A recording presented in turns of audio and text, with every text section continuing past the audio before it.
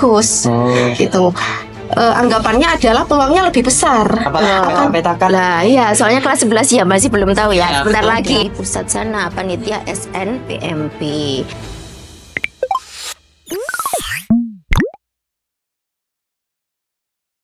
Halo semuanya, selamat datang kembali di Shaber kelima. Oke Ki, jadi sebelum kita mulai nih pada Shaber hari ini ya, alangkah baiknya kita tuh kenalan dulu ya. Oke. Betul banget, karena aku mendengarkan bahwa ada pepatah tak kenal maka Tak sayang. kenalan. Kenalan. Oke. Ya. Oke, perkenalkan aku Diajeng Dira. Dan aku Dimas Baihaki. Oke Ki, jadi sebenarnya kita mau ngapain sih hari ini? Kita mau membahas suatu yang bener-bener dicari-cari dan hektik banget di SMA Negeri 4 Lagi Malang. hangat banget Betul, ya lagi dibicarain. hangat. Oke, jadi kita akan bahas tentang Eligible. Nah, tapi rasanya tuh kurang banget kalau kita ngobrol tanpa ahlinya. Betul banget, karena biar yang lebih tahu itu ahlinya. Iya, biar yang lebih tahu. Jadi kita sekarang di sini bersama Ibu Guru BK yang kita undang untuk ngobrol-ngobrol bersama. Selamat sore Ibu, boleh perkenalkan namanya? Satu-satu ya. Iya. Oke. Assalamualaikum warahmatullahi wabarakatuh. Selamat sore semuanya. Perkenalkan saya Bu Zafifah. Ya, saya guru BK dari SMA Negeri 4 Malang. Selamat sore Bu Zafifah. Selamat sore juga.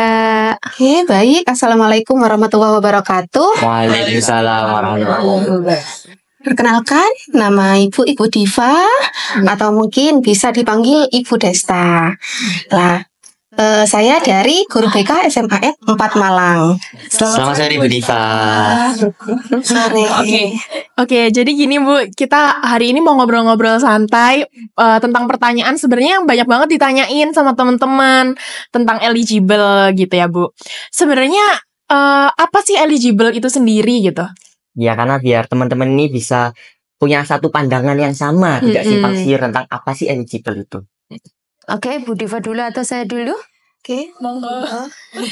Monggo. Ya. Eligible memang hari ini adalah mulai dari kemarin sebenarnya ya. Di papanya BK di situ diserbu banyak kelas 12, tidak hanya kelas 12 saja tapi kelas 10 dan juga dengan kelas 11 yang kepo-kepo ya, ingin tahu apa sih ini, tempelan apa ini. Memang untuk yang sekarang ini itu kita masih belum pengumuman eligible ya. Kita yang kita tempel di ruang madingnya BK di situ masih pemeringkatan. Jadi apa bedanya antara pemeringkatan dan eligible? Jadi kalau pemeringkatan itu adalah langsung semua mulai dari peringkat 1 sampai dengan paling terakhir. Lah itu kemudian biar tahu IPA itu berapa, IPS-nya itu siapa saja, kemudian bahasanya juga siapa saja, seperti itu. Nah, di sini kenapa kita harus pemeringkatan dulu ya? Karena memang untuk menuju ke SNBP itu ada istilahnya eligible. Tadi yang ditanyakan apa sih eligible? Itu memang ketentuan ya. Jadi eligible itu adalah siswa-siswa dari sekolah yang masuk di dalam 40% terbaik di sekolah tersebut. Nah, untuk proses menuju ke situ kita pemeringkatan dulu di SMA Negeri 4 Malang. Kenapa harus ada pemeringkatan? Karena di situ sebelum eligible, kalau eligible kan sudah fix ya. Fix berarti nama-nama tersebut itu adalah wajib untuk mengikuti SNBP. Nah, padahal di SMA Negeri 4 Malang itu tidak hanya SNBP saja karir mereka. Ada yang ingin ke sekolah kedinasan, kemudian ada yang ingin melalui jalur Poltekkes ya, PMDP, kemudian ada yang SPAN PTKI ya. Kemudian juga ada yang ke militer. Sehingga untuk menuju agar tidak sebelum eligible itu diumumkan, kita pemeringkatan dulu. Mungkin kalian tahu juga ya, ada pemeringkatan mulai dari semester 1 sampai semester 3 lah itu. Kemudian sampai semester 4 sampai akhirnya sekarang adalah finalnya. Istilahnya final semester 1 sampai dengan semester 5 untuk sebagai istilahnya kunci untuk bisa masuk di dalam eligible itu. Nah, sehingga pada saat ini mereka semuanya biar tahu, orang tua juga tahu, semuanya tahu di situ pemeringkatannya itu mereka berada di posisi mana.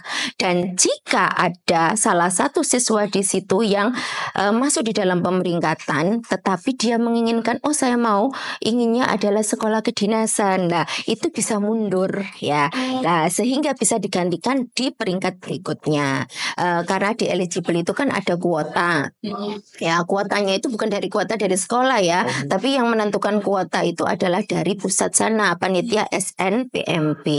Nah, sehingga kita hanya mengirim berapa jumlah dari siswa SMA Negeri 4 Malang itu, IPA-nya berapa, IPS-nya berapa, bahasanya berapa, kemudian kuotanya yang menentukan adalah dari pusat. Ya, betul seperti itu. Sehingga kita ada pemeringkatan itu tadi, ada pemeringkatan, kemudian setelah itu baru kalau mereka sudah seperti sekarang ya, ada beberapa yang mundur, ada yang mau ke TNI, kemudian ada yang mau ke PMDP, ada yang mau ke Span Petikin, sehingga mereka mengundurkan diri menggunakan surat pernyataan bermaterai. Sehingga yang tingkat bawahnya naik.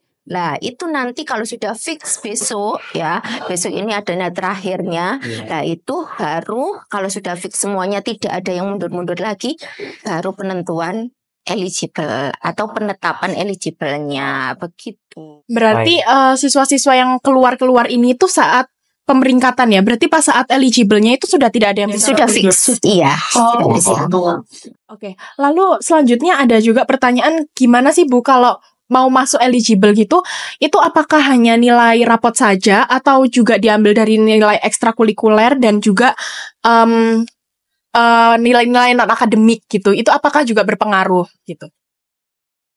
Oke, untuk nilai-nilai ya. Untuk masuk di eligible itu kami juga menganalisa rapot mulai dari semester 1 sampai semester 5 seperti itu.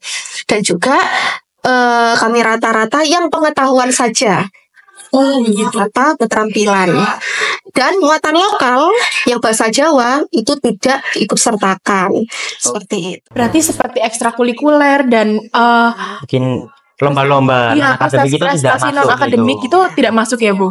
Ya, lebih kepada nilai rapot yang pengetahuan tanpa muatan lokal seperti itu. Oh gitu. Iya. Lalu apakah eligible ini tuh pasti masuk keterima di perguruan tinggi yang diinginkan gitu? Karena kan banyak yang menganggap bahwa kayak nggak apa-apa wes masuk eligible, nanti bakal lebih mudah, bakal kayak keterimanya berapa persen gitu. Betul. Itu bener atau enggak gitu? Kalau pastinya harus pasti akan diterima kalau di eligible itu tidak ya. Ya. Rating 1 gitu. Betul. Karena eligible itu adalah intinya gini, dapat tiket untuk bisa daftar di perguruan tinggi. Intinya gitu ya. Jadi berupa hanya tiket saja. Ya. Nah, untuk bisa masuk di situ ya itu berarti melalui proses nilai itu tadi. Mulai dari semester 1 sampai dengan semester 5 ini baru ada tambahan bagi siapa saja yang punya sertifikat. Nah, ini baru. Nah, ini ya, sertifikat baru diutamakan di sini. Nah, itu baru ditambahkan di sini. Beda jalur gitu ya. Iya, betul. Jadi nanti ada kolom tersendiri di situ waktu pendaftaran, ada upload untuk sertifikat, baik itu sertifikatnya akademik maupun non akademik itu. Kalau misalnya sertifikatnya berupa organisasi itu bisa masuk ataukah tidak Bu? Atau harus prestasi non akademik seperti lomba-lomba gitu? Kalau organisasi itu ada jalur sendiri sebenarnya untuk OSIS ya biasanya. Itu ada jalur ketua OSIS ya. Kemudian juga ada beberapa dari perguruan tinggi, tidak semuanya ya. Itu yang bisa untuk anggotanya, misalnya ketua-ketua dari eskul kayak gitu itu bisa. Jadi makanya tidak harus semuanya itu dari nilai itu, tapi ada juga dari senjata lain ya. Senjata lain misalnya dari sertifikat itu, atau mungkin punya organisasi tadi itu tadi, terutama ketua OSIS. Wow. Gitu. Nah, terus gini Bu, kan karena ada eligible tuh banyak banget di sekolah tuh yang pada simpang siur. Ada yang semangat belajarnya semakin meningkat, ada juga yang tambah kayak berantem sama temen-temennya gitu tuh, biasanya BK ngatasinnya gimana tuh Bu kalau ada kayak gitu di dalam, Betul karena banget. yang disebabkan oleh eligible ini gitu. Karena kan ranking ini kan bersifat terbuka, jadi anak-anak bisa melihat siapa saja yang pertama, ranking kedua. Dan seringkali kita melihat bahwa ketika kita sudah tahu teman kita berada di peringkat atas, biasanya ada sedikit perasa picu untuk menyainginya. Nah, itu menurut pendapat Ibu bagaimana? Sebenarnya mulai dari kelas 10 itu kan kita sudah membiasakan diri ya, itu untuk bisa terbuka. Mungkin kalau di SMP itu kadang-kadang malu ya, kamu ringnya berapa? Berapa ya? Ya. Gitu kan gini itu ya. Tapi kita membiasakan di kelas 10 itu sudah tahu berapa nilaimu, kemudian berapa peringkatnya. Lah karena kita sudah mulai di kelas 11 itu kita sudah mulai penempelan itu tadi yang kita share, karirnya kemana kan gitu ya, itu diketahui apa fungsinya. Itu memang ada pro dan kontra ya, kadang-kadang wah ini jadi saingan saya ya, tapi di situ kita positive thinkingnya adalah dari kita tempel, dari kita share, semuanya teman-teman tahu, guru-guru juga tahu di situ. Itu apa yang membuat kita positifnya adalah mereka bisa termotivasi dan guru juga tahu, oh ini siswa ini mau ke sini loh, berarti dia butuh nilai ini. Nah, berarti dia harus bagaimana caranya, kalau dia mau ke sini berarti harus nilainya dibaguskan dong ini. Maksudnya dibaguskan berarti ada opera-opera dari guru. Ayo katanya kamu mau ke teknik sipil, berarti kan fisikanya harus bagus ya, berarti ayo fisikanya baguskan, ayo nilaimu harus seperti ini. Jadi ada motivasi dan bimbingan guru di situ.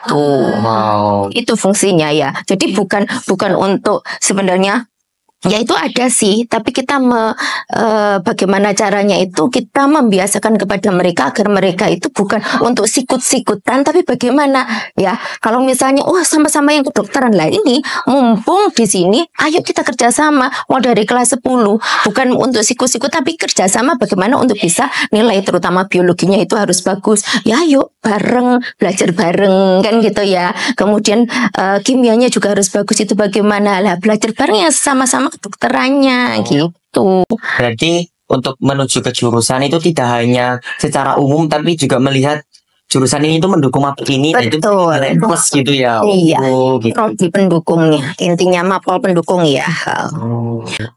Lalu ini Bu, buat apa namanya? Karena kan ada beberapa teman-teman kita yang sudah masuk di eligible. Nah, mungkin ada tips dan trik bagaimana bisa mempertahankan dan meningkatkan untuk ranking eligible-nya. Dan juga buat teman-teman yang masih belum, itu apa sih yang harus mereka lakukan untuk bisa mendapatkan tiket yang luar biasa yang benar-benar diinginkan oleh teman-teman lainnya? Iya, untuk mempertahankan itu kan lebih sulit ya daripada menaikkan nilai dan sebagainya. Sehingga ya kita harus tahu tentang diri kita. Oh ternyata gaya belajar saya misalkan kinestetik, ya sudah kita optimalkan di belajar yang seperti itu dan sebagainya. Cari cara nyaman belajar. Iya, nyaman belajar dan sebagainya, dan kita tetap konsisten. Itu intinya. Ketika misalkan ada anak-anak yang nilainya agak turun, ngedown dan sebagainya, dan tidak konsisten lah, itu makin berpengaruh juga kepada semester-semester selanjutnya. Nah itu konsisten dan juga mencari gaya belajar yang enjoy itu juga diperlukan. Jadi sebenarnya gaya belajar ini sangat ngaruh gitu ya Bu, terhadap nilai anaknya gitu. Iya. Lingkungan. Itu tadi dari Diva tentang pribadi diri ya. Berarti dia harus bagaimana caranya, harus punya metode sendiri dalam belajar lah. Sekarang kalau dalam keBK-an ya, untuk proses menuju ke situ itu ada istilahnya analisis rapot dan juga target untuk semester berikutnya ya itu ya. Jadi mulai dari kelas 10 ini semester 2 ini mereka juga gitu, kita ajari bagaimana berapa nilaimu kemarin semua mapel, kemudian target untuk semester berikutnya itu berapa ya, kamu mau kemana. Kalau kelas 10 kan mau kelas profesi ya, jadi saya berarti mau, kalau misalnya yang ada hubungannya dengan keIPA-an, yang ada hubungannya dengan MIPA di situ, berarti harus butuh mapel-mapel ini lah. Berarti dia harus punya target. Di semester 2 saya juga harus menargetkan nilai matematika saya sekian, fisika saya sekian, biologi saya sekian, seperti itu. Itu tidak hanya di kelas 10, tapi kelas 11 juga sama, di kelas 12 pun juga sama. Di semester 1 mereka malah harus menargetkan. Mereka sudah tahu kan grafiknya bagaimana semester 1, 2, 3, 4. Lah, semester 5 ini targetnya yang harus mereka kejar itu berapa? Wow. Untuk bisa masuk ke situ. Oh. Begitu. Itu yang seharusnya dilakukan. Itu yang dilakukan BK ya sebenarnya. Kemudian yang untuk siswa pun juga selain dari Bu Diva tadi, terus bagaimana untuk bisa memotivasi atau tipsnya itu tadi ya. Jadi dia harus punya target-target itu tadi, dan juga yang terpenting dia harus punya perencanaan karir. Oh, Ya, dia harus benar-benar sudah mulai dari karir, mulai dari dini. Oh, saya mau ke teknik. Oh, saya mau ke jadi dokter. Lah, berarti dipersiapkan mulai dari sekarang. Kalau misalnya mau jadi dokter, berarti selain mapelnya harus bagus semuanya. Kalau bisa bagus kan ya, itu yang diutamakan. Nah, di situ ada mapel-mapel pendukung. Berarti di situ biologinya berarti mulai dari semester 1 ya kalau bisa ya harus naik. Naik turun boleh sih, tapi kalau selama bisa naik, kenapa harus tidak? Ya. Jadi harus Gitu. Ya, Betul. Terus kan tadi Bu Zaf bilang kalau misalkan harus udah yakin tuh ya sama punya impian karir. Nah, gimana kalau ada anak sampai kelas 12 tuh masih bimbang, dia tuh mau kemana? Terus juga bingung, dia tuh butuh nggak sih masuk ke eligible atau enggak? Nah, itu gimana, Bu? Dan yang sering saya ingin menambahkan ya Bu ya. Sering kita jumpai bagaimana kalau misalnya anak-anak ini tuh misalnya masuk MIPA, tiba-tiba dia pengen masuk ke IPS, lintas jalur. Nah, itu apakah bisa ataukah tidak gitu? Oke. Iya, oke. Pengalaman dari yang tahun lalu, Iya. Mbak Naura, itu kan IPA toh. Iya. Terus mencoba yang linjur ke jalur ke prodi hukum, misalkan. Maka kita perlu melihat nilai-nilai juga dari Naura, karena Naura ini kan eligible pertama juga, nilainya memadai, gitu kan. Dan juga dari mapel-mapel pendukungnya, misalkan PPKN dan sebagainya bagus, bisa juga seperti itu. Akan tetapi pesaingnya dengan anak-anak IPS. Gitu. Lebih banyak pesaingnya yang memang bidangnya aja. Iya, fokusnya di sana memang di hukum seperti itu. Jadi intinya kalau ada kata-kata bolehkah Bu kita linjur, boleh. Tapi senjata apa yang harus disiapkan kan gitu ya. Nah itu yang perlu. Iya. Karena nanti kalau linjur berarti saingannya adalah yang dilinjuri itu tadi. Ya kan. Kalau IPS mau ke IPA berarti ya anak-anak IPA yang harus jadi saingannya. Kalau IPA mau ke IPS ya berarti IPS yang jadi saingan teman saingannya lah. Maka dari itu dia juga harus konsisten tadi. Itu betul katanya Bu Diva. Harus konsisten apa nilai. Saya mau dari MIPA mau ke hukum, berarti di situ kan miliknya anak IPS sebenarnya. Lah berarti apa yang harus saya persiapkan mulai dari sekarang, misalnya seperti itu. Oh berarti nilai PKN saya harus bagus. Oh saya ternyata punya prestasi juga, loh itu kan pede. Ya kan, itu yang perlu diperhatikan kalau misalnya mau linjur-linjur itu tadi. Gitu. Oke, lalu saya itu penasaran sama ini Bu sebenarnya. Kan tadi di pemeringkatan eligible ya, itu apakah gimana sih sistemnya ngaruhnya ranking yang paling atas hingga yang paling terakhir itu, apakah mereka bisa memiliki kesempatan yang sama gitu Bu? Maksudnya kayak kalau misalkan ketemu sama temen yang pingin jurusan yang sama, itu tuh gimana gitu Bu? Oke. Sebenarnya ya tergantung dari strategi anak-anak seperti itu. Ada anak-anak meskipun eligible-nya teratas akan tetapi memilih prodi yang sangat ketat. Pilihan keduanya juga sangat ketat. Sehingga kita bisa melihat peluang juga gitu loh. Dan kata Bu Zaf tadi, jika ada senjata, lah itu lebih bagus. Misalkan menang OSN, biologi dan sebagainya, itu lebih bagus. Gitu. Anggapannya adalah peluangnya lebih besar. Akan tetapi ketika strateginya, misalkan anak-anak yang eligible 49 akan tetapi yang memilih prodi ketat, yaitu juga secara logika Ya, itu seingatnya berat banget. ya, jadi kita perlu melihat dari daya tampungnya per tahun, terus peminatnya itu berapa, sehingga kita tahu oh ternyata univ ini, prodi ini gak terlalu ketat ya, bisa saya masuki. Kalau misalkan memilih 2 prodi, tapi saya pengen di kesehatan Bu, yang memang banyak peminatnya, ya di pilihan pertama bisa ketat, akan tetapi di pilihan keduanya Oh, enggak. jangan terlalu ketat, sehingga iya ada peluang kalau misalkan tidak diterima di pilihan pertama seperti itu. Gitu. Terus selain itu juga kita untuk menanggulangi itu semuanya itu kan ada istilahnya pemetaan. Nah, ini ya. Nah, apa itu pemetaan? Nah, Baru pernah denger ya? Apa peta-petakan? lah, iya, soalnya kelas 11 ya masih belum tahu ya. Sebentar lagi kalian pasti tahu akan pemetaan itu ya. Pemetaan ini apa? Pemetaan karir. Ya, sebenarnya kalian kemarin itu sudah sebenarnya, tapi tidak kita share dan untuk kelas profesi, ya kan? Nah, tapi untuk kelas 12 itu memang seperti kemarin sudah lihat kan ya di Mading, ya ada pemetaan karir untuk semua kelas 12. Mau rencananya kemana. Ya. Kemudian nanti kalau ada yang sesuai eligible ini juga ada pemetaan karir lagi khusus untuk siswa eligible. Nah, di situ isinya tentang apa? Yaitu rencana karir mereka. Mereka memilih di PTN mana, prodi mana. Fungsinya apa di sini? Kita sedini mungkin sebenarnya yang kemarin yang di awal kemarin itu mereka biar tahu karir teman-temannya itu kemana kan gitu ya. Ya. Nah, itu. Kemudian semua guru juga biar tahu oh ini siswa saya yang perlu saya bimbing karena dia mau kepingin ke sini ya. Kemudian kayak yang khusus untuk yang eligible inilah. Nah, ini penentuan ya, yang menentukan kira-kira saingan saya itu kira-kira berapa. Nah, itu. Nah, ini. Jadi kalau sudah dinyatakan sudah masuk di dalam eligible, nanti pasti ada Google Form lagi untuk di situ menulis ya, mengisi kira-kira prodi dan PTN-nya itu kemana? Pilihan 1, 2, 3, 4 kan boleh 4 Ada ya. 4 jadi. Jadi boleh di situ. Jadi mereka pilihan pertamanya kemana, kedua, ketiga, keempat. Ya seperti itu. Sehingga dari teman-teman nanti ya kalau sudah diisi semuanya kita share.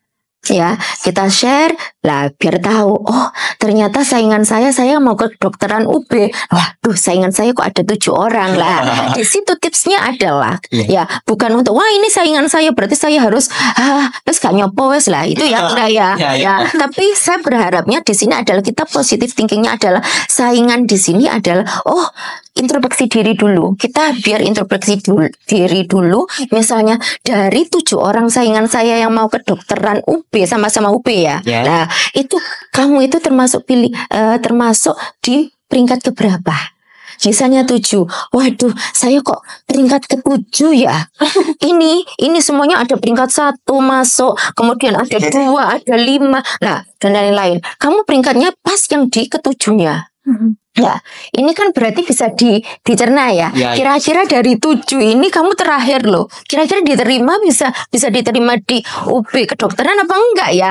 Di sekolah saja sudah peringkat 7 lah, kayak gitu. Itu adalah triknya. Jadi sehingga biar tahu kalian kalau oh berarti kalau saya meneruskan berarti dianggap itu adalah bunuh diri. Kan gitu ya. Nah, tapi di sini fungsinya adalah oh ada 7 berarti saya harus pilih yang lain. Saya pilih kedokteran, benar-benar suka kedokteran.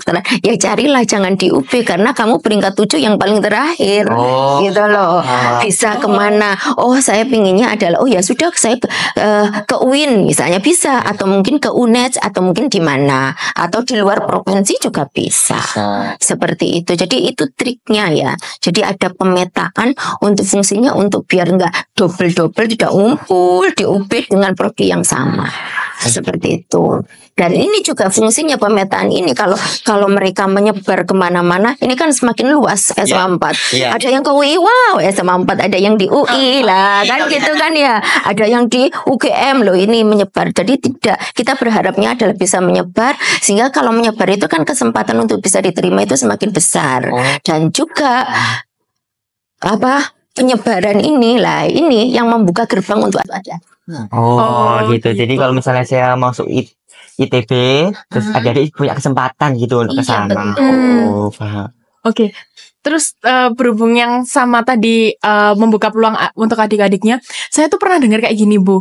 Jadi kalau misalkan kita udah diterima di salah satu PTN, lalu kita tolak, itu juga akan mempengaruhi adik-adiknya nanti. Jadi bisa aja kalau kita tolak, nanti adik-adiknya nggak dapat kesempatan. Itu bener Bu? Atau Karena gimana? banyak sekali kita temui teman-teman itu, saya pengennya eligible, pengen masuk sini, tiba-tiba kecantol Ini terus nggak mau. akhirnya nggak ikut karena pengen ambil kedinasan ataupun yang sebagainya. Nah itu bagaimana? Ya, Bu Diva dulu, silakan. Ya, dari tahun ke tahun, ya memang benar seperti itu. Istilahnya di blacklist. Oh, Misalkan, beneran berarti ya, berarti bukan sesuatu yang simpang siur. misalkan kita sudah lolos SNBP di prodi apa misalkan, kan tetapi tidak diterima, sehingga nantinya untuk di SNBT tidak bisa mendaftar, dan adik kelas juga tidak akan ada yang masuk ke sana karena sudah di blacklist. Seperti itu sih resiko yang paling besar. Itu. Kalau ada kayak gitu, misalkan sampai ada murid yang seperti itu nanti sekolah bakal ambil tindakan apa gitu Bu buat Dan ngomong-ngomong soal blacklist, kira-kira blacklistnya ini berapa tahun? Apakah cuma 5 tahun atau bisa lebih, bahkan berpuluhan-puluhan tahun? Untuk masalah blacklist ini memang ada sanksinya juga ya. Jadi ada sanksi itu, ada yang langsung di blacklist gitu ya. Kemudian juga ada sanksi yang dikurangi kuota. Nah ini itu biasanya dari perguruan tinggi nanti akan memberikan informasi. Ada yang seperti itu, memberikan informasi bahwa SMA ini dapat blacklist, ada surat resmi ya, seperti itu. Kemudian yang paling pasti jika kalian siapapun itu yang masuk di dalam SNBP seperti apa yang sudah disampaikan Bu Diva tadi, itu sudah akunnya secara otomatis akan ditutup. Jadi tidak akan bisa mendaftar kemana-mana, ke perguruan tinggi lain, maksudnya di jalur yang lain loh ya. Tapi kalau kedinasan bisa enggak Bu? Bisa. Bisa. Nah ini itu pertanyaannya. Terus bagaimana? Tadi kan ya. Lah ini makanya kita untuk jaga-jaga biar siswanya itu tidak melarikan diri seperti itu ya. Nah kita membuat surat pernyataan bermaterai. Nah gitu ya. Betul. Itu ada surat bermaterai itu tadi ya. Itu baik yang mengundurkan diri dari eligible atau mungkin yang mau ikut SNBP. Jadi kalau misalnya ikut SNBP ada kata-katanya bahwa tidak akan meninggalkan. Nah itu ya seperti itu. Jadi nggak bisa sudah. Jadi meskipun dia ikut SNBP sudah tanpa memberitahu kita mau ikut UTBK aja nggak bisa karena sudah sistemnya sudah langsung gitu. Bisa. Berarti emang ketat banget ya Bu itu. Kalaupun prosedurnya harus ada seperti itu ya. Kita berharapnya adalah ada siswa yang langsung memberitahu. Karena kita kalau tidak ada pemberitahuan langsung blacklist itu atau mungkin surat peringatan itu ada. Ya, tapi kita berusaha untuk bagaimana caranya agar kita tidak itu menyelamatkan adik kelas ini ya, biar kuotanya juga tidak dikurangi, kemudian tidak di blacklist juga, yaitu sehingga kita juga ada pendekatan lah, istilahnya ada surat resmi yang harus kita berikan ke kampus ya, kemudian siswanya juga harus membuat surat pernyataan bermaterai bahwa meninggalkannya itu karena apa lah, seperti itu ya, tapi itu ribet sekali. Jadi makanya untuk tidak seperti itu ya, jaga-jaganya kita dari awal sudah harus membuat surat pernyataan bermaterai yang tidak bisa diganggu gugat lagi. Kalaupun misalnya dia masih akhirnya ada yang ngeyel ya ke perguruan tinggi ke sekolah kedinasan itu, kita sudah punya bukti ini loh, surat pernyataan bahwa dia sudah benar-benar bermaterai, tanda tangan orang tua lagi lah, seperti itu. Gitu. Sebenarnya agak serem. Betul sih. Jadi kita kalau mau menentukan itu berarti kita harus yakin dulu dari awal gitu. Dari awal. Biar enggak sana sini. Jadi satu pandangan gitu. Oke. Gimana Ki? Kamu masih ada yang mau ditanyain? Kalau aku sih sudah mukbang dengan informasi yang sangat-sangat lengkap ini ya. Kalau kamu bagaimana, Dir? Aku ini satu lagi loh ya. Ada satu. Terus gimana sekarang yang nggak ikut di dalam eligible atau tidak masuk di dalam eligible? Ini ya karena Kemarin kan juga banyak tangisan di BK, ya kan? Dari setelah ada pemeringkatan itu banyak tangisan, bahkan itu orang tua pun juga ada yang menangis ya. Kenapa anak saya nggak bisa ikut seperti itulah. Ini bagaimana? Ini masih ada kesempatan. Jadi meskipun tidak masuk di dalam eligible, itu masih ada jalur rapot, 2 jalur rapot yang bisa diikuti. Yaitu yang pertama adalah SPAN PTKIN. Ya, itu tidak memandang kalian masuk di dalam 40% atau tidak. Ya, itu pokoknya minat dan nilainya juga ya kalau bisa bagus. Nah, itu bisa ikut yang namanya SPAN PTKIN. Kemudian yang kedua PMDP. Ya, PMDP Poltekkes, ya, Politeknik Kesehatan seluruh Indonesia, pilih kemana saja bisa di sini. Nah, itu kesempatannya juga tidak memperhatikan 40% gitu loh. Jadi kalau yang 40% yang merasa gagal di eligible, lah ini masih bisa mendaftar ini. Tapi syaratnya adalah jangan sampai kalau jalur rapot itu dicoba-coba. Ya, karena kalau dicoba-coba dan tidak dimasuki, ya tadi itu sanksinya. Jadi kalau misalnya, saya sudah yakin Bu, saya nggak masuk di eligible, sudah saya ikut PMDP aja. Oke, silakan. Ya, silakan diterima, alhamdulillah, kan gitu. Gitu ya. Gitu ya. Terus saya nih penasaran satu lagi Bu. 40% itu kira-kira berapa orang jumlah siswanya gitu? Sesuai yang disampaikan tadi, itu kan kuotanya sesuai dengan jumlah siswa kelas 12 ya, perangkatan.